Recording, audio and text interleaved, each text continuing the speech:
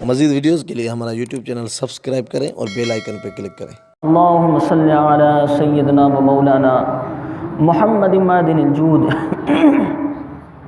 वल करम व आलिहि व अस्हाबिहि व बारिक वसल्लिम।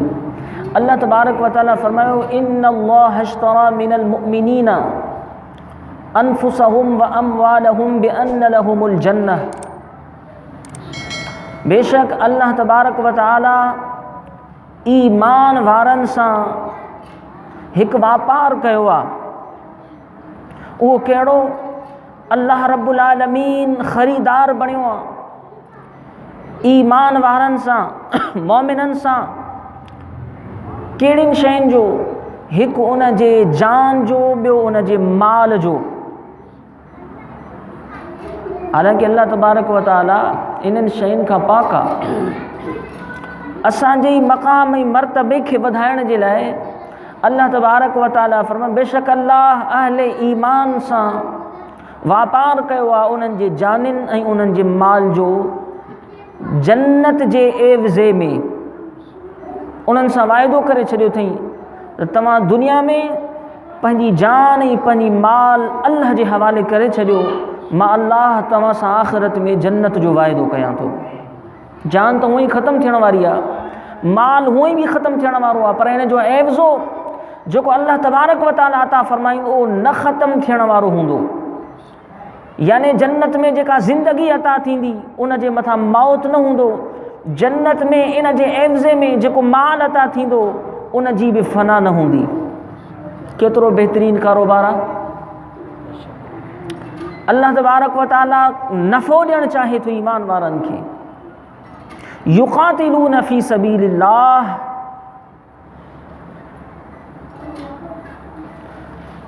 फ़यक़्तुलून व युक़्तलून। ऐं उन्हनि जी सिफ़त अल्लाह तबारक व तआला फरमाए थो त उहे अल्लाह जी राह में जिन सां अल्लाह वापार कयो आहे, उहे अल्लाह जी वाट में, अल्लाह जी राह में जंग कनि था। फ़यक़्तुलून कुफ़ार ऐं मुशरिकीन खे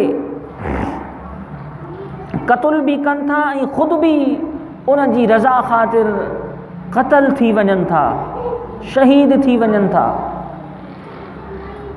यानी जान खे अल्लाह तबारक व तआला जे अॻियां महबूब नथा कनि, क़ुर्बान कनि था। वादन अलैहि हक़्क़न फ़ित तौरात वल इंजील वल क़ुरआन। अल्लाह तबारक व तआला इहो वाइदो पुख़्ता करे छॾियो आहे। ऐं रब करीम फरमायो महबूब तौरेत में बि, इंजील में बि ऐं क़ुरआन में बि इहो वाइदो अल्लाह ईमान वारनि सां करे छॾियो आहे। वमन औफ़ा बिअहदिही मिनल्लाह। अल्लाह तबारक व तआला फरमायो भला ॿियो केरु आहे जेको अल्लाह खां वधीक वाइदे खे को भाड़ींदड़ हुजे, पाड़ींदड़ हुजे। यानी अल्लाह ई आहे, उहो रब आहे। ला तब्दील लिकलिमातिल्लाह जी निशान इहा आहे जो उन जे कंहिं बि क़ौल में का तब्दीली न ईंदी आहे। जो कुझु फरमाईंदो आहे उहो हक़ ऐं सच हूंदो आहे, उन में का तब्दीली न थींदी। यानी अल्लाह तबारक व तआला फरमायो महबूब ही हिकु आहे ख़रीद आहे, हिकु वापार आहे जेको मोमिननि सां अल्लाह करे थो। ऐं मोमिन इहे ॿ शयूं जान ऐं माल उन जी राह में क़ुर्बान करण खां कीबाइन नथा। ऐं अल्लाह तबारक व तआला वाइदो कयो आहे, वाइदो बि केॾो सुहिणो आहे। तौरेत में बि, इंजील में बि ऐं क़ुरान में बि अल्लाह तबारक व तआला ॻाल्हि बयानु कई आहे पंहिंजे वाइदे जी। ऐं अल्लाह खां सवाइ केरु आहे वाइदे खे पाड़ींदड़? अल्लाहु अकबर। हाणे जेका ॻाल्हि अचे थी उहा इहे जेका आउं अर्ज़ु कई, अल्लाह रब्बुल आलमीन फरमाए थो फस्तबशिरू। महबूब इन्हनि खे अमुर फरमायो त हाणे तव्हां ख़ुशू मल्हायो। छा ते? इन वाइदे ते जेको अल्लाह तबारक व तआला तव्हां सां कयो आहे। तव्हां जान ऐं माल उन जे हवाले कयो। अल्लाह तव्हां सां वाइदो कयो आहे हक़ीक़ी मौत खां पोइ जन्नत में ज़िंदगी ॾियण जो ऐं हक़ीक़ी मौत खां बाद में जन्नत जूं नेमतूं ॾियण जो। इहो अहिड़ो वापार आहे अगरि अल्लाह क़बूल करे, अगर अल्लाह तबारक व तआला क़बूल करे ऐं दुनिया में जंहिंखे इन कम करण जी तौफ़ीक़ मिली वञे उहो को आम न हूंदो आहे। अल्लाह तबारक व तआला फरमाए मोमिनो तव्हांजी फितरत में तव्हांजी बशरियत में जन शयुनि जा आउं नाला खयां उन्हनि ते त ख़ुशी शामिल आहे, पर हीउ हिकु अहिड़ो अहद आहे, हीअ हिकु अहिड़ी ॻाल्हि आहे, इन ॻाल्हि में एॾी वॾी अजर आहे, एॾी वॾी कमाल आहे जो तव्हांजो रब इन ख़ुशी में शामिल आहे ऐं उहो चाहे थो त फस्तबशिरू अल्लाह जे इन वाइदे ते ख़ुशी मल्हायो। वज़ालिका हुवल फौज़ुल अज़ीम, यानी अल्लाह तव्हांखे जॾहिं क़बूल फरमाए ऐं तव्हां ख़ुशी मल्हायो, वज़ालिका हुवल फौज़ुल अज़ीम, बेशक इहा ई ज़बरदस्त कामयाबी आहे। अॻिते अल्लाह तबारक व तआला ईमान वारनि जूं सिफ़तूं बयानु कयूं आहिनि। मुमकिन आहे कुझु अहिड़ा माण्हू हुजनि जेके चवनि बसि माल ख़ैरात कंदासीं, अगरि जिहाद जो हुकुम थियो त जान क़ुर्बान कंदासीं। मुमकिन आहे दुरूद शरीफ पढ़ो, अल्लाहुम्मा सल्लि अला सय्यिदना व मौलाना मुहम्मद मर्दिनिल जूद वल करम व आलिहि व अस्हाबिहि व बारिक व सल्लिम। अञा मोहब्बत ऐं प्यार सां दुरूद शरीफ, अल्लाहुम्मा सल्लि अला सय्यिदना व मौलाना मुहम्मद मर्दिनिल जूद वल करम व आलिहि व अस्हाबिहि व बारिक व सल्लिम। अॻिते अल्लाह तबारक व तआला ईमान वारनि जूं सिफ़तूं बयानु फरमायूं आहिनि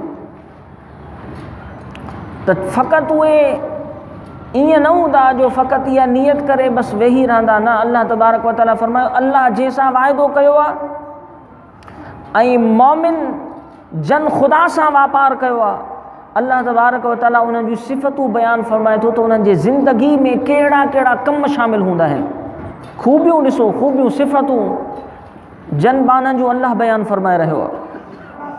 अत्ताइबून तौबा करण वारा, अल आबिदून इबादत गुज़ार, अल हामिदून ज़िक्र करण वारा, हम्द करण वारा, अस्साइहून रोज़ा रखंदड़, अर राकिऊन रुकू कंदड़, अस्साजिदून अल्लाह जे कुर्ब खे हासिल करण जे लाइ सजदे गुज़ार सजदा कंदड़, अल आमिरून, इहे सभु ख़ूबियूं जेके सिफ़तूं अल्लाह बयानु फरमायूं, इन्हनि सां गॾोगॾु हिकु और सिफ़त और ख़ूबी, अल आमिरून बिल मारूफ़ नेकीअ जो हुकुम करण वारा, नेकीअ जो दर्स ॾियण वारा, वन्नाहून अनिल मुनकर गुनाहनि खां रोकण वारा, बुराइनि खां रोकण वारा, मना करण वारा, पंहिंजनि दोस्तनि खे पंहिंजनि साथियुनि खे, वल हाफ़िज़ून लिहुदूदिल्लाह अल्लाह तबारक व तआला जे शरई हदुनि जी हिफ़ाज़त करण वारा। इहे सभु सिफ़तूं तव्हां असां में अगरि जंहिंखे बि मुयसर आहिनि उहो ख़ुशि नसीब आहे, उनखे मुबारक हुजे जो अल्लाह तबारक व तआला उन शख़्स सां जन्नत जो वाइदो फरमायो। हीअ सभु शरई सिफ़तूं आहिनि। इन्हनि सिफ़तुनि में ज़ाहिरी तरह असां सां मुनाफ़िक़ बि शामिल थी सघनि था, ज़ाहिरी तरह इबादत कनि, ज़ाहिरी तरह तौबा कनि, ज़ाहिरी तरह ज़िक्र कनि, ज़ाहिरी तरह रुकू सजदा कनि, ज़ाहिरी तरह तबलीग कनि, सभु कुझु कनि।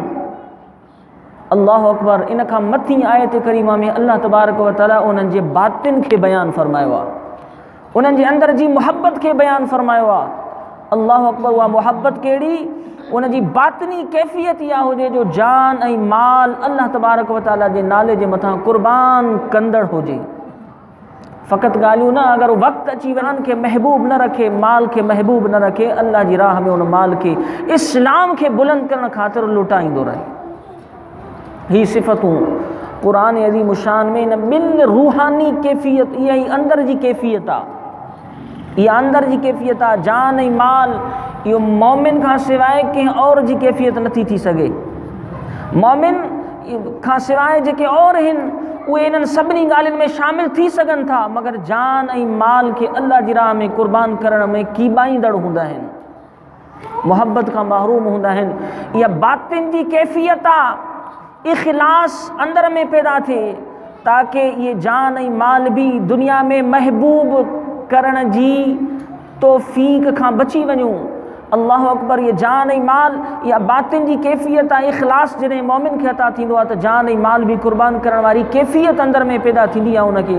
सामईन, इहा अंदर वारी कैफ़ियत इख़लास हज़रत सैयदना इमाम रब्बानी मुजद्दिद मुनव्विर अल-अफ़सानी रहमतुल्लाह अलैह फरमाइनि था, सूफ़िया अहलुल्लाह अल्लाह जा वली उन्हनि जी दामन खे पकड़ण सां, उन्हनि जे नक्शे क़दम ते हलण सां, राह सुलूक जो सफ़र तय करण सां अल्लाह तबारक व तआला इहो इख़लास उनखे अता फ़रमाईंदो आहे।